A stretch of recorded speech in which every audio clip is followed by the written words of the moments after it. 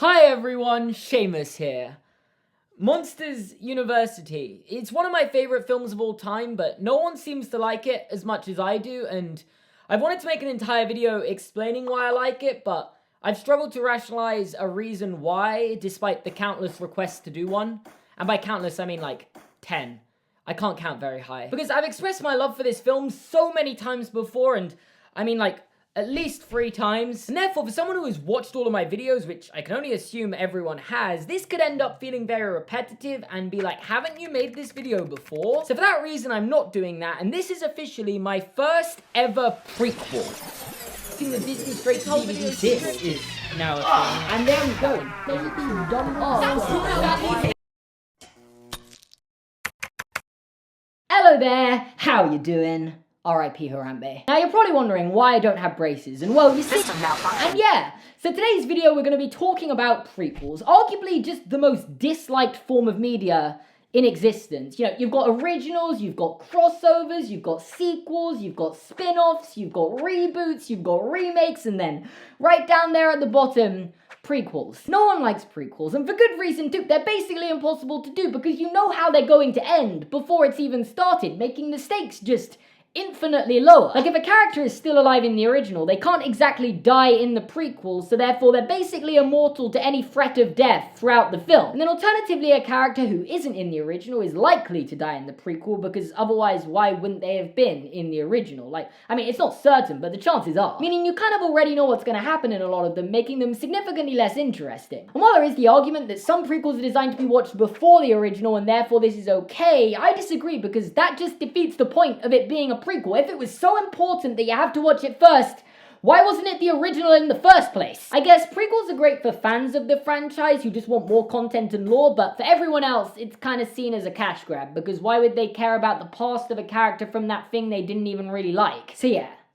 Now, if you think I'm done explaining why prequels struggle, trust me, I'm only getting started. They also can't outdo the original because, again, if they do, why wasn't it made first? They can't develop characters too far because you need them to be in a certain mental state going into the original. Like, you can't have them learning lessons that they wouldn't have learned yet. And don't even get me started on how it has to tie in, provide fan service, make references without creating continuity errors, because they're a big no-no. And if you succeed in all of that, you've probably made the most bland film of all time, where the character does nothing, learns nothing, and, well, you know, nothing happens. Luke Skywalker plays with his toy ship for 3 films. That would be a rule-abiding Star Wars prequel trilogy. So therefore, prequels almost always end up breaking these rules and either make a great fun film or a not very good film bad. So let's get into Monsters University, a prequel that I think really succeeds at being a great film and prequel while also failing at being a prequel in a lot of ways. Firstly, and I think maybe most importantly, Monsters Inc. is actually a film where it makes sense to make a prequel. I say this because I think it's less obvious than with prequels to Star Wars or Harry Potter or Lord of the Rings, where there's just so much lore. You could make endless stories within these universes. Monsters Inc. is very different to that because,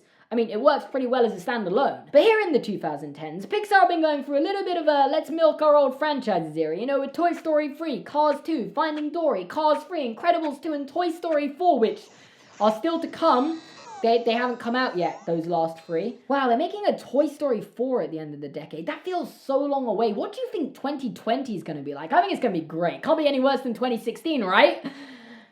And if I'm honest, the idea of a sequel to Monsters Inc. has always been a bit of a to me. Like, I don't know, do you really want to go there? Like, I might make a full video on this in the future, so I won't go into it too much. But it would just feel weird. The whole concept of Monsters Inc. is to tell the true story behind why kids believe there's a monster in their cupboard or under their bed or whatever. Where do kids think monsters are? And telling the story of why human scream powers the energy in their world. Which I'll probably end up saying this over and over again, but it is one of the most ingenious and creative ideas for a film ever, and I love it for that. If I was ever to rank the Pixar films, this one would be right up at the top. But of course, as you'll know, by the end of Monsters Inc., the landscape in the monster world has changed massively, with laughter being 10 times more powerful than screams, and while this is a great way to end the film, a sequel wouldn't really make too much sense there. Like, you're telling the story of monsters going into children's bedrooms and making them laugh, I guess? That kind of just goes against the entire point of why you were making the film in the first place. Like, right? And also, you'd be trying to follow up this scene.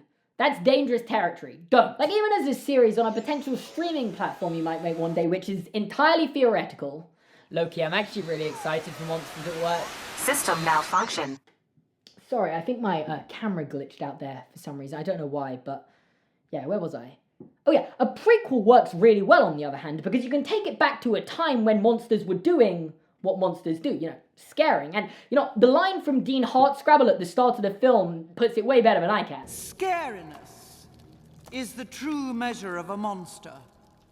If you're not scary, what kind of a monster are you? This is the reason why a prequel for this film makes sense. They literally say it in the film! And the idea of Sully and Mike meeting as scaring mages at university makes for a great little origin story for how they became such good friends, and despite the small continuity error which... You've been jealous of my good looks since the 4th grade, pal. I can look past, this wasn't the perfect prequel. Doesn't take away from the fact Pixar deserve a lot of credit for how they slowly built up this friendship, with them not getting along at first, and they managed to give them both really good character arcs as they started to bond together in what can only be described as like the natural story that just felt like it happened before the original. However, with that all said, this should still be consumed as a prequel and watched after the first one, just like as a contextual background to their characters. It doesn't spoil anything that happened in Monsters Inc. as such, but it's very clear you should have watched it first. Like, a great example of this is Randall's introduction.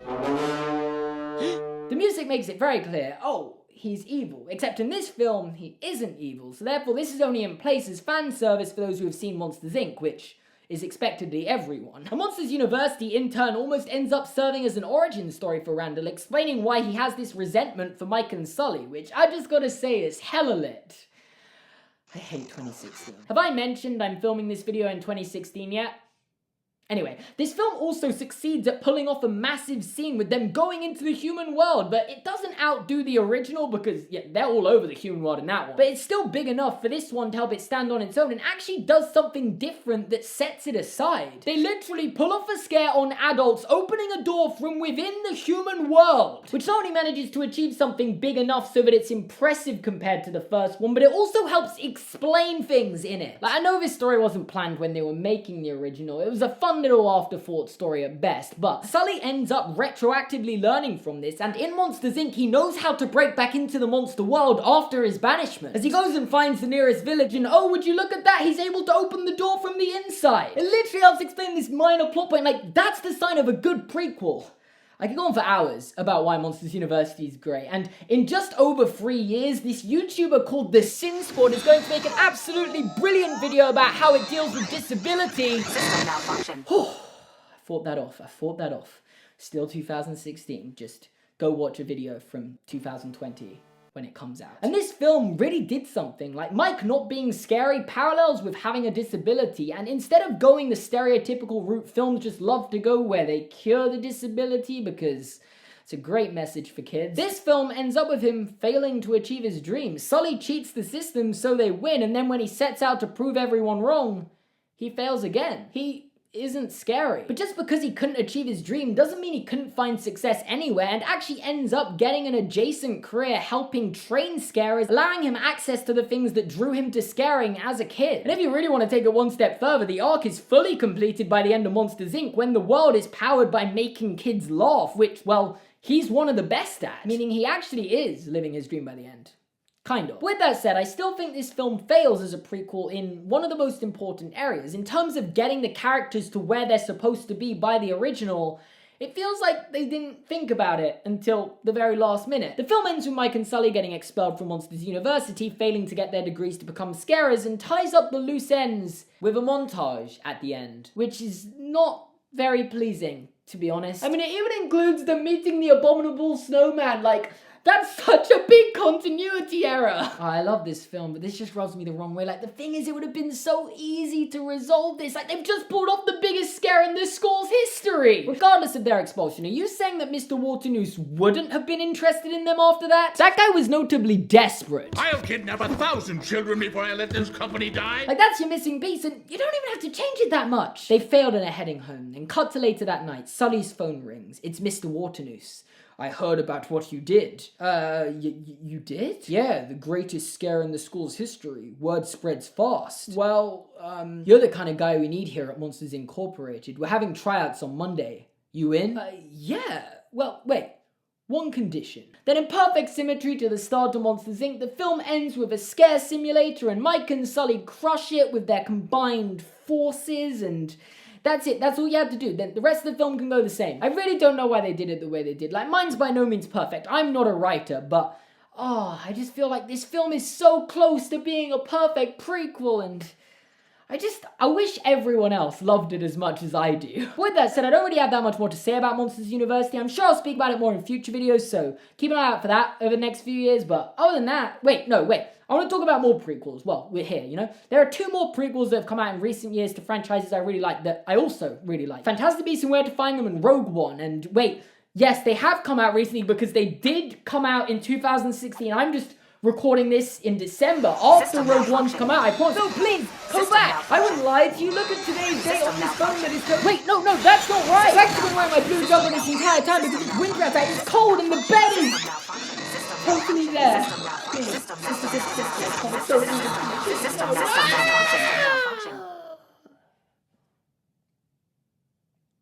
I still want to talk about Fantastic Beasts and Where to Find Them and Rogue One, if that's okay. I feel like I'm not going to get another chance to really talk about them in a video, and I mean, like, while we're talking about prequels, are they even prequels? Like, I guess they're kind of in the grey area between spin-off and prequel. Like, they do revolve around characters that aren't in the main films, but then have characters that are, so... I mean, if these films are considered prequels, this is probably the best way to go about making one, because there's a lot less chance of a continuity error if you base it around characters that aren't in the original story, and then just have the characters that were in the original story as cameos. And it's also then fun when you notice them, like, oh, that's the character from The Thing! Oh my god! Now, I don't know if I need to be the one to tell you this, but you can make characters that weren't in the original story, and these characters can still be interesting. And I think that's what Fantastic Beasts really succeeds at. Like, they really made it their own thing, kind of detached from Harry Potter, but to do with the magical beasts that aren't really explored in the main story, which there's a whole wide universe of that, so well done. Also, just talking about the universe, I made a heat map of where Harry Potter takes place in the universe, and if you just zoom in a little bit, and again, and yeah, that's it. So yeah, seeing New York and like a different magical landscape, that's also very good. As I said, I really like the characters and how they kind of kept it detached from Harry Potter, but I guess it's going to become more prequely as Dumbledore gets more important and they build up to this Dumbledore-Grindelwald duel, which we know the ending of, so yeah, that's prequel by definition, actually. I really like the first one, though. Rogue One is a pretty okay film, generally. Like, the characters are fine. I mean, Saw Gerrera from the Clone Wars, that was fun. I mean, there's nothing that would make me want to see them in another film, except K2SO. He's great. I'd love to see him in another film, but I feel like that's why Rogue One works. R.I.P. to all the characters. But obviously, what made this film exceptional was the ending with Vader, which might just be the perfect ending to a Star Wars film possible, and the way it ties into A New Hope, like, oh my god, it's a really good ending.